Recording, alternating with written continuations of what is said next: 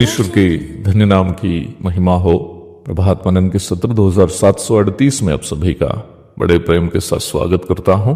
आइए आज के मनन के लिए हम पढ़ते हैं प्रकाशित वाक्य अध्याय 2 पद 11। जिसके कान हो वह सुन ले कि आत्मा कलीसियाओं से क्या कहता है। जो जय पाए उसको दूसरी मृत्यु से हानि ना पहुंचेगी। आत्मिक सत्यों को परमेश्वर कभी भी किसी के ऊपर जबरदस्ती थोपना नहीं चाहता है। जब तक मनुष्य संसार में है, परमेश्वर मनुष्य को स्वेच्छा से अर्थात अपनी इच्छा से कार्य करने का स्वतंत्रता दिया। अदन की वाटिका में भी परमेश्वर का यही नियम था। वाटिका में परमेश्वर ने मनुष्य को यह स्वतंत्रता दिया था कि वाटिका के सभी वृक्षों का फल मनुष्य बिना खटके खाए, सिवाय भलाई और बुराई की जानकारी देने के वृक्ष का फल। सच्चाई यह है कि परमेश्वर ने मनुष्य के हाथ पांव को बांध के नहीं रखा था कि वह भलाई और बुराई की जानकारी देने वाला वृक्ष का फल ना खाए। केवल उसको ये जानकारी दी है कि तुम निम्न वृक्ष का फल नहीं खाए, क्योंकि खाने से तुम मृत्यु के अधीन हो जाओगे। खाने और नहीं खाने का निर्णय लेने का अधिकार, यह स्वतंत्रता मनुष्य के ही पास था। का मनुष्य उसी वाटिका के जीवन का वृक्ष से खाता जिसे खाने से परमेश्वर उसको मना नहीं किया था। मनुष्य अमर हो जाता। जब मनुष्य अपना स्वतंत्रता का उपयोग परमेश्वर की आज्ञा का उल्लंघन करने के लिए उपयोग किया, वह अमर होने के बजाय मृत्यु के अधीन हो गया।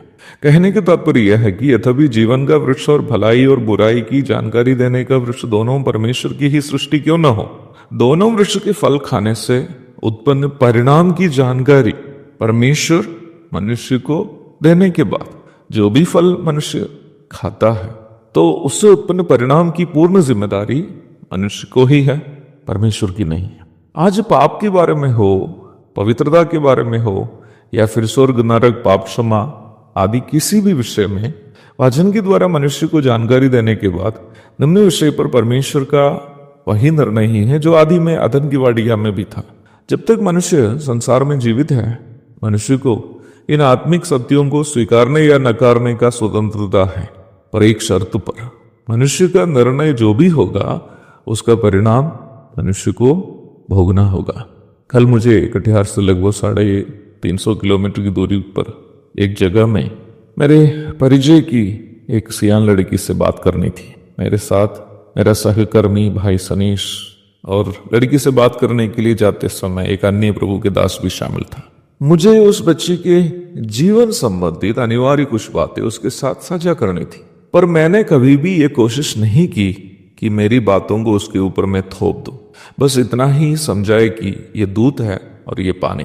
निर्णय लेने का स्वतंत्रता उस लड़की के ऊपर ही छोड़ दिया, क्योंकि वो सियान तथा पढ़ी लिखी थी। वास्तव में ये तरीका मेरी नहीं बल्कि स्वयं परमेश्वर की है।